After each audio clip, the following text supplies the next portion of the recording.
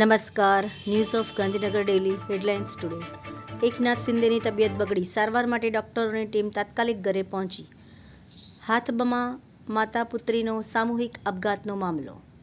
સારવાર દરમિયાન પુત્રીનું મોત, માતા ગંભીર. સારવારની આડમાં માનવ જિંદગી સાથે ચેડા કરતા ડોક્ટર કે હોસ્પિટલની ગુનાહિત પ્રવૃત્તિને કોઈપણ ભોગે સાંખી લેવામાં નહીં આવે. આરોગ્ય મંત્રી શ્રી ઋષિકેશ પટેલ. આ તો જનાદેશનું અપમાન કહેવાય. મહારાષ્ટ્રમાં સરકાર બનાવવામાં વિલંબ પર બગડ્યા શરદ પવાર.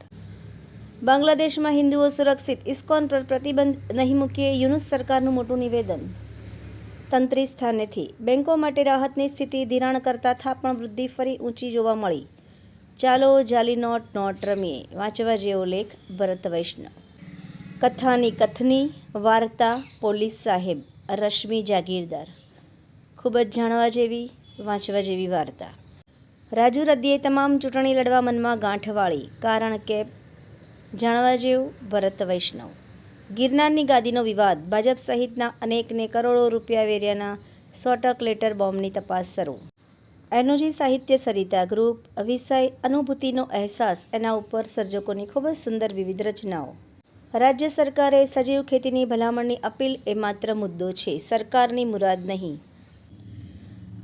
ગુજરાત વિદ્યાપીઠ ખાતે 2 દિવસીય જ્ઞાનકુંભ પ્રદર્શનનું આયોજન. રાજ્યપાલ શ્રી આચાર્ય દેવવ્રતજીએ જ્ઞાનકુંભ પ્રદર્શન ખુલ્લું મૂક્યું. સનાતન સંસ્થા વતી અમદાવાદ ઇન્ટરનેશનલ બુક ફેસ્ટિવલ 2024માં લગાવેલ ગ્રંથ પ્રદર્શનનું ઉદ્ઘાટન. ખાતે કથાકાર ગીતા સાગર દ્વારા કુંવરબાઈનું મામેરું કથા. અરવલ્લી જિલ્લાના બગાયતદારો વિવિધ યોજનાઓની સહાય મેળવવા માટે આઈ ખેડૂત પોર્ટલ પર અરજી કરી શકશે. મહારાષ્ટ્ર બાદ ગુજરાતમાં અજીત જૂથે એનસીપીનું નવું સંગઠન જાહેર કર્યું. ધનસુરા તાલુકાની વિવિધ શાળાઓમાં જુનિયર રેડક્રોસ સર્ટિફિકેટ વિતરણ અને તાલીમ કાર્યક્રમ યોજાયો. ગુજરાત સંગીત નાટક અકાદમી અને દીર્ઘ મીડિયા દ્વારા આંતરરાષ્ટ્રીય પુરુષ દિવસની ઉજવણીના ભાગરૂપે ગાંધીનગરમાં રાજ્યકક્ષાના રમોત્સવ 2024નો ગૃહ રાજ્યમંત્રી હર્ષ સંઘવીના હસ્તે શુભારંભ થશે. વલસાડ જિલ્લાના પારડી તાલુકાનું બાળ વૈજ્ઞાનિક પ્રદર્શન ખુલ્લું મુકાયું. આભાર. મીનાક્ષી રાવલ, ગાંધીનગર. ન્યૂઝ ઓફ ગાંધીનગર દૈનિક જન ફરિયાદ ન્યૂઝ.